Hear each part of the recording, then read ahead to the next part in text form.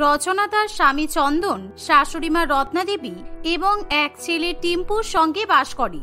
আর রচনা যখন রান্নাঘরে রান্না করতে যায় তখন তার রান্নার মধ্যে একটাই জিনিস বিশেষভাবে প্রাধান্য পায়, সেটা হলো ডাল ভাত এবং আলু ভাজা। কারণ রচনা বিভিন্ন রকমের ডাল দিয়ে ভাত মেখে এবং আলু ভাজা দিয়ে ভাত খেতে ভীষণ পছন্দ করে। আর বহু বছর ধরে এরকম ডাল ভাত আলু ভাজা খেতে খেতে তার শ্বশুরবাড়ির লোকেরা একেবারে বিরক্ত হয়ে পড়েছে। বলছি আজকে তো ছুটির দিন, তাই আজকে বাজার থেকে একটু মাটন নিয়ে আসি আর বাসমতি চালও নিয়ে আসি। তুমি ভালো করে বিরিয়ানি করো, কেননা আজকে আমার মায়ের আর টিম্পুর বিরিয়ানি খেতে খুব ইচ্ছা করছে। সে আবার কেমন কথা? আজকে আমি অনলাইন থেকে অড়হর ডাল রান্না করা শিখেছি। পেঁয়াজ দিয়ে অড়হরের ডাল, ভাত আর তার সঙ্গে সরু সরু আলু ভাজা রান্না করব বাদাম দিয়ে। সুতরাং আজকে আমি আর মাটন রান্না করতে পারবো না। রচনার কথা শুনি চন্দন এবং তার মা দুজনেই রেগে যায়, কারণ ছুটির দিনে এরকম ডাল ভাত আলু ভাজা খেতে তাদের মোটেই ভালো লাগে না। আর যেখানে তাদের টাকা কড়ির কোনো অভাব নেই, তাহলে তারা প্রতিদিন এরকম সাধারণ খাবার খাবেই বা কেন? তাই কিছুতেই তারা ডাল ভাত এবং আলু ভাজা খেতে চায় না। প্রত্যেকদিন এরকম ডাল ভাত আর আলু ভাজা খাইয়ে খাইয়ে আমার ছেলে আর নাতির বুদ্ধি তুমি ভ্রষ্ট করে দিচ্ছ। শরীরের গঠনের জন্য মাছ মাংস দরকার, আর এরকম ডাল ভাত খেয়ে আমার ছেলে আর নাতি দুজনেই রোগা হয়ে যাচ্ছে। তাই তুমি আর ডাল ভাত রান্না করবে না। আজকে আমার ছেলের কথা মতো তুমি মটন বিরিয়ানি রান্না করে দাও। মা, আমি তো মটন বিরিয়ানি রান্না করতে পারবো না, কারণ আমি ডাল ভাত আর আলু ভাজা ছাড়া কোনো কিছু খেতেও জানি না আর রান্না করতেও জানি না। তাহলে আপনারা এবার আপনাদের মতো মটন বিরিয়ানি নিজেই রান্না করে নিন, আর আমি আমার জন্য ডাল ভাত রান্না করে নেব। বৌমার কথা শুনে শাশুড়ি মা খুবই ভয় পেয়ে যায়। তাই রত্না দেবীর কিছু করার থাকে না। তাই রচনা রান্নাঘরে গিয়ে পেঁয়াজ দিয়ে সুন্দর করে ডাল রান্না করে, সাথে ভাত এবং গরম গরম ঝুড়ি ঝুড়ি আলু ভাজা রান্না করে। দুপুরবেলা খাওয়ার সময় সে সবাইকে ডেকে ডাল ভাত আলু ভাজা পরিবেশন করে খাওয়ায়। আর এভাবেই দেখতে দেখতে কিছুদিন কাটে। একদিন টিম্পু স্কুলে গেছে এমন সময়, এই টিম্পু, আজকে তো আমরা ঠিক করেছিলাম সবাই মিলে পিকনিক করব। তুই কি এনেছিস আমাদের জন্য? আমি দেখ সবার জন্য মটন বিরিয়ানি নিয়ে এসেছি। আমার মা আজকে বাড়িতে বিরিয়ানি রান্না করেছে। টিম্পু সব বন্ধুরা বাড়ি থেকে ভালো ভালো খাবার নিয়ে আসে, কিন্তু টিম্পু প্রত্যেকদিন স্কুলের টিফিনেও ডাল ভাত আলু ভাজা নিয়ে আসে। কারণ তার মায়ের মতে বাচ্চাদের ডাল ভাত এবং আলু ভাজা খাওয়া উচিত, তাতে বাচ্চারা শক্তিমান হবে এবং ভালো প্রোটিনও পাবে। আমার মা আমাকে গরম গরম মুসুরির ডাল আর মটর ডালের বড়া, ভাত আর সরু সরু করে আলু ভাজা পাঠিয়েছে রে। আমি তোদের জন্য এইগুলোই নিয়ে এসেছি। আর তোরা তো জানিস আমি ডাল ভাত আলু ভাজা ছাড়া কিছুই খাই না। আমার বইয়ে গেছে তোর ওই ডাল ভাত আর আলু ভাজা খেতে। আমরা কেউই তোর ওই ডাল ভাত আর আলু ভাজা খেতে পছন্দ করি না। আর তুই ইচ্ছা করেই সস্তার গরিবদের মতো খাবার নিয়ে এসেছিস, যাতে তোদের টাকা খরচা না হয়, তাই তো? আর তুই যখন ডাল ভাত আর আলু ভাজা নিয়ে এসেছিস, তাহলে তুই নিজে ওইগুলো খা, আর আমাদের খাবার থেকে একটু খাবি না বলে দিলাম। বন্ধুদের মুখে এমন কথা শুনি টিম্পুর খুবই খারাপ লাগে। টিম্পুর বন্ধুরা সবাই মিলে চাউমিন, বিরিয়ানি, লুচি, মাংস ইত্যাদি খায়, কিন্তু টিম্পুকে তারা কিছুই দেয় না। আর টিম্পু একটা কোনায় বসে ডাল ভাত এবং আলু ভাজা খায়। তাই টিম্পু যখন স্কুল থেকে বাড়ি ফেরে তখন সে কাঁদতে কাঁদতে বাড়িতে আসে। কি হলো টিম্পু, তুই কাঁদছিস কেন? স্কুলে কি বন্ধুদের সঙ্গে মারপিট করেছিস নাকি ঝগড়া হয়েছে? এরকম কাঁদতে কাঁদতে আবার কেউ বাড়ি ফিরে নাকি? ও ঠাকুমা, জানো তো আজকে আমার স্কুলে বন্ধুরা মিলে পিকনিক করার কথা ছিল, আর আমার মা সেইখানে আমাকে ডাল ভাত আর আলু ভাজা দিয়েছিল। তাই আমার বন্ধুরা আমাকে অনেক কথা শুনিয়েছে আর বলেছে আমরা নাকি ভিখারি, কিছু খেতে পাই না বলে শুধু ডাল ভাত আর আলু ভাজা খাই। ওরা ওদের খাবার আমাকে কিচ্ছু খেতে দেয়নি, জানো? রত্না দেবী এমন কথা শুনি তার বৌমার উপর ভীষণ রেগে যায়, আর সে বৌমাকে ডেকে খুবই বকাবকি করে। কিন্তু তাতেও রচনার কিছু যায় আসে না, কারণ রচনার কাছে ডাল ভাত এবং আলু ভাজার স্থান সর্বোচ্চ। তাই সে উল্টে তার ছেলেকেই বকাবকি করতে শুরু করে দেয়। আমি কতবার বলেছি তুই ডাল ভাত আলু ভাজা ছাড়া কোনো খাবারের দিকে তাকাবি না? তাহলে তুই তোর বন্ধুদের খাবারের দিকে নজর দিয়েছিস কেন? তোর ওদের সঙ্গে পিকনিক করার কোনো দরকার নেই। তোর মা যখন ডাল ভাত খেতে ভালোবাসে, তাহলে তোকেও ডাল ভাত আর আলু ভাজাই খেতে হবে। আর যারা ডাল ভাত আলু ভাজা খেতে পছন্দ করে না, তাদের সঙ্গে বন্ধুত্ব করার দরকার নেই। এই বলে রচনা আবার ডাল ভাত এবং আলু ভাজা খেতে বসে পড়ে। এভাবেই কিছুদিন কাটে, আর নিত্য নতুন ভাবে সে ডাল ভাত এবং আলু ভাজা নিয়ে পরীক্ষা নিরীক্ষা করে নতুন নতুন ডালের বিভিন্ন রকম রেসিপি তৈরি করার চেষ্টা করে। আর সেই খাবারগুলো সে একাই খেয়ে থাকে। একদিন রত্না দেবী তার নাতির মুখের দিকে তাকিয়ে দোকান থেকে বেশ সরু সরু বাসমতি চাল কিনে নিয়ে আসে। আর সে ঠিক করে নাতি এবং ছেলেকে পোলাও রান্না করে খাওয়াবে। কিন্তু সে যখন রান্নাঘরে পোলাও রান্না করতে যায় এমন সময় এ কি বৌমা, আমি এখানে 1 কৌটো বাসমতি চাল কিনে রেখেছিলাম, সেই বাসমতি চাল কোথায় গেল? আমি ঠিক করেছিলাম আজকে আমার নাতিটাকে পোলাও রান্না করে খাওয়াবো, আর সেই 1 কৌটো চাল হাওয়া হয়ে গেল। এই মা, আপনি আমাকে আগে বলবেন তো যে আপনি আপনার নাতির জন্য বাসমতি চাল কিনে নিয়ে এসেছেন। আমি রান্নাঘরে এসে দেখলাম বাসমতি চাল আছে, তাই আমি সেই চাল দিয়ে ভাত ফুটিয়ে ফেলেছি আর গরম গরম পেঁয়াজ দিয়ে মুসুরের ডাল রান্না করেছি, তার সাথে আলু ভাজা। কারণ বাসমতি চাল দিয়ে ডাল ভাত আর আলু ভাজা খেতে কিন্তু দারুণ লাগে। হে ঈশ্বর, তুমি আজকেও ডাল ভাত আলু ভাজা রান্না করেছো আর বাসমতি চালটা শুধু শুধু নষ্ট করলে। কি জানি তোমার মা তোমাকে কি খেয়ে বড় করেছিল, উপরওয়ালাই জানি। আমার খুব জানতে ইচ্ছা হয় মাঝে মাঝে আমার মা আমাকে কি খেয়ে বড় করেছিল। শুনবেন? তাহলে আজকে আপনাকে বলি, শুনুন।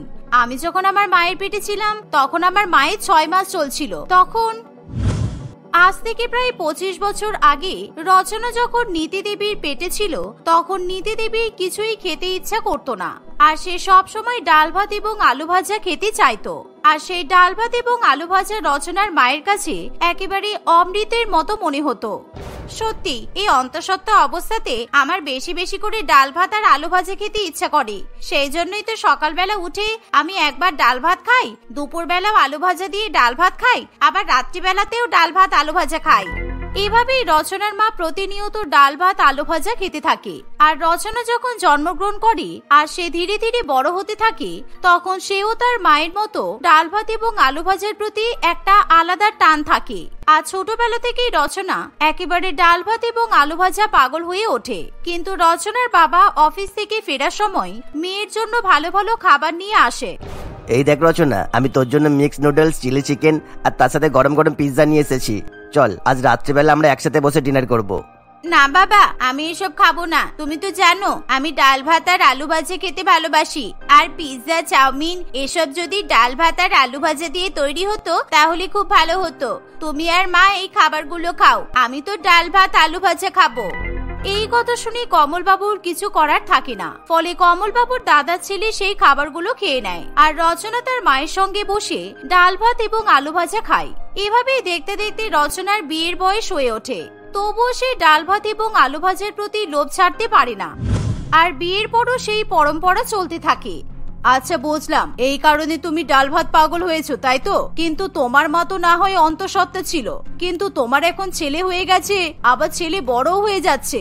এবার দয়া করে ডাল ভাত আলু ভাজার প্রতি মায়া ত্যাগ করো, না হলে কিন্তু সংসারে অশান্তি শুরু হবে। এই বলে রত্না দেবী সেখান থেকে চলে যায়। কিন্তু বৌমার ডাল ভাত এবং আলু ভাজা ছাড়তে বয়েই গেছে। সে প্রত্যেকদিন বেশি বেশি করে ডাল ভাত এবং আলু ভাজা খায়। আর দেখতে দেখতে এভাবেই কিছুদিন কাটে। একদিন রচনা বাজারে যায়, এমন সময় সে দেখে যে একটা মুদিখানার দোকানে অনেক সস্তার বেশ বিভিন্ন রকমের ডাল এবং চাল বিক্রি হচ্ছে। এই দেখে রচনা লোভ সামলাতে পারে না। সে তাড়াতাড়ি করে সস্তায় ডাল এবং চাল কিনতে চলে যায়। বৌদি আসুন, এই দেখুন আজকে আমি বাজার থেকে অনেক রকমের ডাল নিয়ে এসেছি, আর সব ডাল একদম অর্ধেক দামে বিক্রি করছি। এখানে মুসুর ডাল আছে, মটর ডাল আছে, ঘুগনির ডাল আছে, মিক্স তরকা ডাল আছে। আপনি কিরকম ডাল চান বলুন, সবকিছুই পাবেন। আর তার সাথে বাঁশকাঠি চাল, বাসমতি চাল, লবঙ্গবতী চাল সবকিছুই রেখেছি, তবে সবই অর্ধেক দাম। সত্যি দাদা, এত ডাল আর চাল দেখি আমি তো নিজের লোভ সামনে রাখতেই পারছি না। আপনি তাড়াতাড়ি করে প্রত্যেকটা ডাল আর প্রত্যেক রকমের চাল আমাকে 2 কেজি করে দিয়ে দিন, আমি সবকিছুই নিয়ে যাব। এই শুনে দোকানদার ভারী খুশি হয়, কারণ সে খুব ভালো মতো একটা খরিদ্দার পেয়েছে। তাই সব রকমের ডাল এবং চাল তাড়াতাড়ি করে সে রচনাকে দিয়ে দেয়, আর তার বিনিময়ে অর্ধেক টাকা নিয়ে নেয়। রচনা এত ডাল এবং চাল কিনে যখন বাড়ি ফেরে তখন তার শাশুড়ি মা রচনাকে দেখে অবাক হয়ে যায়, কারণ বৌমা প্রত্যেক দিনের তুলনায় আজকে একটু বেশি পরিমাণে চাল ডাল কিনে বাড়িতে ফিরেছে। তোমার কি মাথা খারাপ হয়ে গেছে? তোমাকে আজকে আমি সকালে বললাম আজকে আমার মেয়ে জামাই আমাদের বাড়িতে নিমন্ত্রণ খেতে আসবে, সেই জন্য বাজার থেকে মাংস নিয়ে আসতে, আর তুমি সেই চাল আর ডাল তুলে নিয়ে এসেছো। আরে মা, একটা দোকানে অর্ধেক দামে চাল ডাল বিক্রি হচ্ছিল, তাই আমি নিজের লোভ সামলাতে পারিনি, তাই জন্যই তো এত এত চাল ডাল কিনে নিয়ে চলে এসেছি। আর তাছাড়া আপনার মেয়েও তো ডাল ভাত আলু ভাজা খেতে ভালোবাসে, তাই আমি ওদেরকে আজকে ডাল ভাত আলু ভাজাই খাওয়াবো। এরকম সস্তায় জিনিসপত্র কিনে নিয়ে আসতে নেই, আর এত সস্তায় চাল ডাল বিক্রি হচ্ছে মানেই এতে কোনো সমস্যা আছে। তুমি দয়া করে আজকে এই চাল ডাল রান্না করো না। রচনা তার শাশুড়ি মায়ের কোনো কথাই শোনে না। সে রান্নাঘরে গিয়ে বিভিন্ন রকমের ডাল মিশিয়ে এক ধরনের ডাল রান্না করে আর তার সাথে গরম গরম ভাত এবং ঝুরি ঝুরি আলু ভাজা রান্না করে। আর আজকে বিশেষত সকলের জন্য সে পেঁয়াজ দিয়ে ডিমের অমলেটও বানায়। আর দেখতে দেখতে বেলা গড়িয়ে দুপুর হয়ে আসে আর রচনার ননদ এবং ননদের স্বামীও চলে আসে। তারা একসঙ্গে গল্প করতে বসে। এমন সময় বাড়ির বউ সবাইকে ডাল ভাত এবং আলু ভাজা পরিবেশন করে দেয়। আমি মানছি বৌদি যে বিয়ের আগে আমি তোমার হাতের ডাল ভাত আর আলু ভাজা খেতাম, তাই বলে তুমি আজকেও আমাকে ডাল ভাত আলু ভাজা খাওয়াবে? ঠিক আছে, কোনো ব্যাপার নয়। তুমি যখন এত ভালোবেসে আমাকে ডাল ভাত আর আলু ভাজা খাওয়াবে তাহলে আমাকে খেতেই হবে। এই বলে তারা সকলে মিলে ডাল ভাত এবং আলু ভাজা খেতে শুরু করে। কিন্তু হঠাৎ করে ডাল ভাত এবং আলু ভাজা খাওয়ার পর থেকেই তাদের পেটে ভীষণ পরিমাণে ব্যথা শুরু হয় আর সকলের পেট একেবারে যন্ত্রণায় ছিঁড়ে যায়। ফলে রচনা মনে মনে প্রচন্ড পরিমাণে ভয় পায়। বৌমা, তুমি আজকে কি ডাল ভাত আর আলু ভাজা রান্না করেছো? আমাদের পেটে এত ব্যথা করছে কেন? আমরা কিছুতেই থাকতে পারছি না। তোমাকে কতবার করে বলেছিলাম সস্তার জিনিস রান্না করবে না, কিন্তু তুমি শোনোনি। আমাদের খুব শরীর খারাপ করছে, আমি একদম শান্তিতে বসতে পারছি না। পরিবারের সকলের এমন অবস্থা দেখে রচনা খুবই ভয় পেয়ে যায়। আর তখন রচনা ডাল ভাতের দিকে ভালো করে তাকিয়ে দেখে ডাল ভাতের মধ্যে সূক্ষ্ম সূক্ষ্ম ছোট ছোট পোকা আছে। কিন্তু রান্না করার সময় রচনা কিছুই বুঝতে পারেনি। এর ফলে রচনা খুবই ভয় পেয়ে যায় আর তখনই সে সবাইকে নিয়ে নার্সিং হোমে চলে যায়। আপনি দয়া করে চিন্তা করবেন না, আমি সকলকে এক্ষুনি চিকিৎসা করছি। ওনাদের খাওয়া দাওয়া থেকেই ফুড পয়জন হয়ে গেছে। আর আপনি যা বললেন না ডাল ভাতে পোকা ছিল, ওই পোকাগুলো কিন্তু অত্যন্ত সাংঘাতিক। এই বলে ডাক্তারবাবু সকলের চিকিৎসা শুরু করে আর কোনো মতে সবাইকে ওষুধ দিয়ে তাদের পেটের মধ্যে জীবাণু মেরে দেয়। এভাবেই সবাই ধীরে ধীরে সুস্থ হয়ে ওঠে আর রচনা তার ভুলের জন্য খুবই লজ্জিত হয়ে পড়ে। তোমরা দয়া করে আমাকে ক্ষমা করে দাও, আমি বুঝতে পারিনি, তাই সস্তায় চাল ডাল কিনে এনে তোমাদেরকে ডাল ভাত আর আলু ভাজা করে খাইয়ে দিয়েছি। কিন্তু এখন আমি যা বোঝার বুঝে গেছি, আমি আর কোনোদিনও কাউকে ডাল ভাত আলু ভাজা রান্না করে খাওয়াবো না আর নিজেও খাবো না। দয়া করে আমাকে তোমরা ক্ষমা করে দাও। রচনার এমন কথা শুনে তার শ্বশুরবাড়ির লোকেরা খুবই খুশি হয় আর তারপর থেকে কাউকে আর রচনার পাল্লায় পড়ে ডাল ভাত এবং আলু ভাজা খেতে হয় না। তারা প্রত্যেকদিন মাছ মাংস না হলে ডিম, পনির এবং বিভিন্ন রকম সবজি খেয়ে থাকে। আর ধীরে ধীরে রচনারও বিভিন্ন রকম খাবার খাওয়ার অভ্যাস হয়ে যায়। কিরে চন্দনা, তুই কোথায় যাচ্ছিস? আমি জানি তুই আমার বৌমার মা, কিন্তু সেই কারণে তোকে এই বাড়ি ছেড়ে বেরিয়ে যেতে হবে না। তোকে আমি আমার কাছেই রেখে দেব, কারণ তুই বৌমার মা হতে পারিস, কিন্তু আমার ভালো আর প্রিয় বান্ধবী। সত্যি রত্না, তুই আমাকে বান্ধবী বলে মনে করিস? আমি কোনোদিনও ভাবতে পারি না যে আমার মেয়ের শাশুড়ি মা আমার বান্ধবী হতে পারে। সত্যি ঈশ্বরের অশেষ কৃপা যে তোর মতো এত ভালো বান্ধবী আমি জীবনে পেয়েছি। হ্যাঁ, তুই আমার প্রিয় বান্ধবী বলেই তো আজকে থেকে আমি আর তুই একসঙ্গেই থাকবো, কারণ আমরা অন্য সম্পর্কের আগেও, কারণ আমার কাছে বন্ধুত্বের সম্পর্ক খুবই গুরুত্বপূর্ণ। সাথীর শাশুড়ি মা এবং মায়ের মধ্যে বন্ধুত্ব তৈরি হওয়ার আগে অনেক বড় একটা ঘটনা ঘটে। সেই ঘটনা শুরু হয় আজ থেকে প্রায় 1 বছর আগে। 1 বছর আগে একদিন বৃষ্টির দিন সকালবেলায়। সকাল থেকে ঝমঝম বৃষ্টি পড়ছে, কিন্তু আমার মেয়ের কোনো হেলদোল নেই। একটু জানালা দরজাটা বন্ধ কর, সেটাও করতে পারবে না। সারাক্ষণ বসে বসে শুধু টিভি দেখবে আর ফোন ঘাঁটবে। আমার তো বয়স হয়েছে আর আমাকে একা একা সারা বাড়ির কাজ করতে হয় এখনো। চন্দনা তার মেয়ে সাথীর সঙ্গে বাস করে। সাথীর বয়স 25 বছর, কিন্তু সে একেবারে অলস প্রকৃতির মেয়ে ছিল।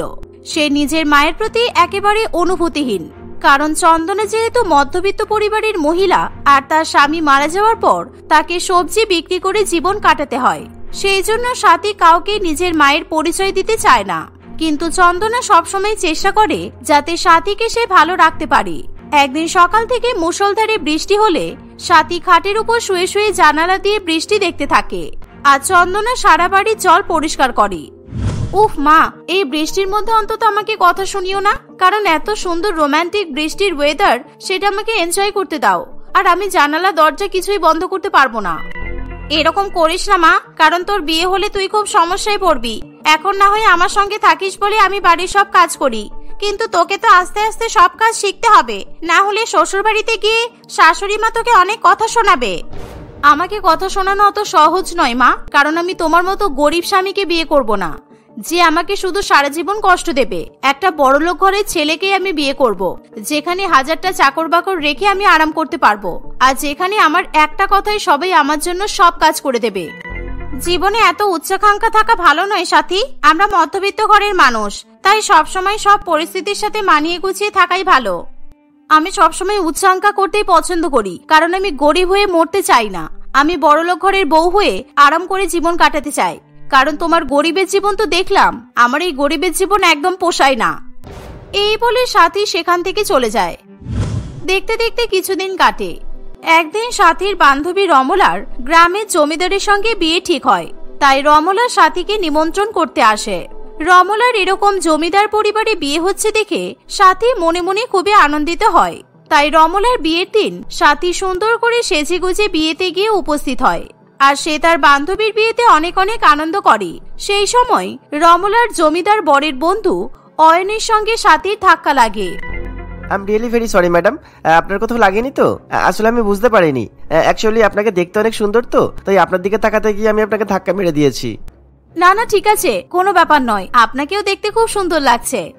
এমন সময় সাথী এবং অয়ন একে অপরকে পছন্দ করে ফেলে, আর অয়ন ঠিক করে যে সে সাথীকেই বিয়ে করবে। তাই বিয়ে বাড়ির পর অয়ন তার মা রত্না দেবীকে সাথীর ব্যাপারে বলে। একদিন রত্না দেবী অয়নের সঙ্গে সাথীর জন্য বিয়ের সম্বন্ধ নিয়ে তাদের বাড়িতে আসে। সাথী অয়ন এবং তার মাকে দেখে খুবই খুশি হয়, আর সে বুঝতে পারে যে অয়ন তাকে বিয়ের প্রস্তাব নিয়ে এসেছে। কিন্তু রত্না দেবী চন্দনাকে দেখেই চিনতে পারে। ও সাথী, তোমার মেয়ে? তোমাকে তো আমি ভালো করেই চিনি, কারণ আমি প্রত্যেকদিন সকালবেলা তোমার সবজির গাড়ি থেকে সবজি কিনি। সত্যি চন্দনা, তোমার সবজি এত টাটকা, আমরা তো আর অন্য কোথাও থেকে সবজি কিনি না। আমার ছেলে যে তোমার মেয়েকে পছন্দ করেছে, এটা জানতে পেরে খুবই ভালো লাগলো। হ্যাঁ হ্যাঁ, আমিও আপনাকে চিনতে পেরেছি, কিন্তু আপনার ছেলে আমার মেয়েকে পছন্দ করেছে সেই ব্যাপারটা আমি ঠিক বুঝতে পারলাম না। আমাকে বিষয়টা একটু খুলে বলবেন? আমার ছেলে অয়ন তোমার মেয়ের সাথীকে বিয়ে করতে চায়, কারণ বিয়ে বাড়িতে তোমার মেয়েকে দেখার পর আমার ছেলে পাগল হয়ে গেছে। তাই তুমি যদি এই বিয়েতে তোমার মতামত দাও, তাহলে আমি কথাবার্তা এগিয়ে নিয়ে যেতে পারি। সাথীকে সত্যিই দেখতে খুব সুন্দর, তাই আমারও এই বিয়েতে কোনো সমস্যা নেই। এত বড়লোক বাড়ির ছেলে মধ্যবিত্ত ঘরের সাথীকে বিয়ে করবে জেনে চন্দনা খুবই অবাক হয়, কারণ সে প্রথমে এই বিয়েতে রাজি হতে চায় না, কারণ এত বড়লোক বাড়িতে মেয়েকে বিয়ে দেওয়ার মতো ক্ষমতা তার নেই। তাই সে বিয়ে না দেওয়ার জন্য অজুহাত খুঁজতে থাকে। কিন্তু দিদি, আপনার ছেলে মনে হচ্ছে আমার মেয়ের থেকে বয়সে অনেকটাই বড়, তাই এভাবে যদি বিয়ে হয় তাহলে লোক সমাজে অনেক কথা শুনতে হবে। আপনি একটু ভেবে দেখুন। মায়ের কথা শুনে সাথী ভীষণ পরিমাণে রেগে যায়, কারণ সে অয়নকে বিয়ে করেই শান্ত হবে। মা, তুমি একদম ফালতু কথা বলবে না। অয়ন মাত্র আমার থেকে 10 বছরের বড়, এটা কোনো ব্যাপার নয়। এখনকার দিনে বয়সের ডিফারেন্স কেউ মানে না, তাই আমি অয়নকেই বিয়ে করব, ব্যাস। হ্যাঁ, তোমার মেয়ে একদম ঠিক কথাই বলছে। আর আমরা বড়লোক হওয়া সত্ত্বেও যখন তোমার গরিব মেয়েকে বউ বানিয়ে আমাদের বাড়িতে নিয়ে যেতে চাই, তাহলে তো তোমার কোনো অসুবিধা হওয়ার কথা নয়। তাই আর 5 দিনের মধ্যেই আমি সাথী আর অয়নের বিয়েটা দেব। এভাবেই বিয়ের সম্বন্ধ পাকা করে রত্নাদেবী তার ছেলেকে নিয়ে বাড়িতে ফিরে যায়। 5 দিন পর অয়ন এবং সাথীর ধুমধাম করে বিয়ে হয়, আর সাথী নিজের বড়লোক শ্বশুর বাড়িতে গিয়ে ওঠে। বড়লোক শ্বশুর বাড়িতে যে এত আরাম, সেটা সাথী কোনোদিনও স্বপ্নেও ভাবতে পারেনি। সে একেবারে রাজরানীর মতো সংসার করতে শুরু করে, কিন্তু চন্দনার জীবনে কোনো উন্নতি হয় না। সে সবজি বিক্রি করেই দিন কাটায়। এমনকি তার বড়লোক মেয়ে বিয়ের পর মায়ের সঙ্গে কোনো সম্পর্ক রাখে না। বিয়ের পর চন্দনার প্রথম জন্মদিন উপলক্ষে অয়ন তার বউয়ের জন্য একটা বড় পার্টি রাখে। এই পার্টিতে আমার গরিব মাকে নিমন্ত্রণ করার কোনো দরকার নেই, কারণ আমার গরিব বিধবা মা সাদা শাড়ি পরে জন্মদিনের পার্টিতে আসবে আর ভিখারিদের মতো ব্যবহার করবে। সেটা দেখে আমার বরের বন্ধু বান্ধব আর কলিগরা রাগ করতে পারে। সুতরাং আমি আমার জন্মদিনের রিচ পার্টি নষ্ট করতে পারবো না। এই ভেবেই সাথী তার জন্মদিনের পার্টিতে তার মাকে নিমন্ত্রণ করে না। দেখতে দেখতে সাথীর জন্মদিন চলে আসে। তার জন্মদিনের পার্টিতে অয়নের সমস্ত বড়লোক বন্ধু বান্ধবরা এবং তার অফিসের কলিগরা চলে আসে। অয়ন তার বউয়ের জন্য খুব সুন্দর সুন্দর সারপ্রাইজ প্ল্যান করে, কিন্তু চন্দনা লোকের মুখে মুখে সাথীর জন্মদিনের পার্টির খবর পেয়ে যায়। কিন্তু সাথী নিজের মুখে তার মাকে নিমন্ত্রণ না করায় চন্দনা ভীষণ পরিমাণে কষ্ট পায়। তবুও মেয়ের উপর রাগ না করে অল্প টাকা দিয়ে চন্দনা একটা গিফট কিনে সেই পার্টিতে এসে উপস্থিত হয়। সাথী তার গরিব মাকে দেখার সঙ্গে সঙ্গে প্রচন্ড পরিমাণে রেগে যায়। এই নে সাথী, আমি তোর জন্য জন্মদিনের উপহার নিয়ে এসেছি। তুই আমাকে তোর জন্মদিনের অনুষ্ঠানে নিমন্ত্রণ না করলে কি হবে? আমি কিন্তু তোর মা, তাই আমি ঠিক খবর পেয়ে চলে এসেছি। ইস, মানসিক বিকারগ্রস্ত মহিলা, তুমি নিজেকে আমার মা বলে দাবি করছো কেন? আর আমি তোমার হাত থেকে কোনো রকম উপহার নিতে পারবো না। তুমি ইচ্ছা করে এই পার্টিতে এসে পার্টির মজাটাই একেবারে নষ্ট করে দিতে চাইছো, পাগলি কোথাকার। এভাবেই সাথী তার মায়ের সঙ্গে খারাপ ব্যবহার করে তাকে তার শ্বশুর বাড়ি থেকে তাড়িয়ে দেয়। চন্দনাও কাঁদতে কাঁদতে সেখান থেকে বেরিয়ে যায়। আমার মেয়ে এখন এতটাই বড়লোক হয়ে গেছে যে নিজের মাকে পরিচয় দিতে চাইছে না, সবার সামনে আমাকে পাগলি বলে ডাকছে। আমি কোনোদিনও সাথীর কাছ থেকে এটা আশা করিনি। আমার মেয়ে এতটা স্বার্থপর আর বাজে কিভাবে হয়ে গেল? দেখতে দেখতে আরো কিছুদিন কাটে। একদিন রত্নাদেবীর বাড়ির সমস্ত চাকর এবং চাকরানী গ্রামে উৎসব পালন করার জন্য ছুটি নেয়।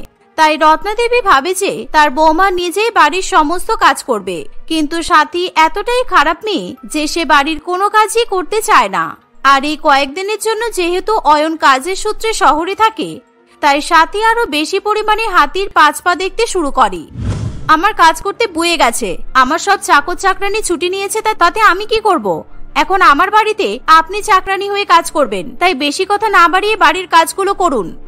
এই শুনে রত্নাদেবী বাড়ির কাজ করতে শুরু করে, কিন্তু তার প্রেশার অনেক বেশি হওয়ায় ছাদে জামা কাপড় মেলতে গিয়ে সে মাথা ঘুরে সিঁড়ি থেকে পড়ে যায়। এর ফলে সে ভয়ঙ্কর আর্তনাদ করে ওঠে। বৌমা, বৌমা, তাড়াতাড়ি এসো, আমার মাথা ফেটে গেছে, তাড়াতাড়ি এসো। সাথী ঘর থেকে দৌড়ে এমন দৃশ্য দেখে ভীষণ পরিমাণে ভয় পেয়ে যায়। সে কোনো রকমে নিজের রক্তাক্ত শাশুড়ি মাকে খাটের উপর শুইয়ে দেয় আর ডাক্তারকে বাড়িতে ডেকে নিয়ে আসে।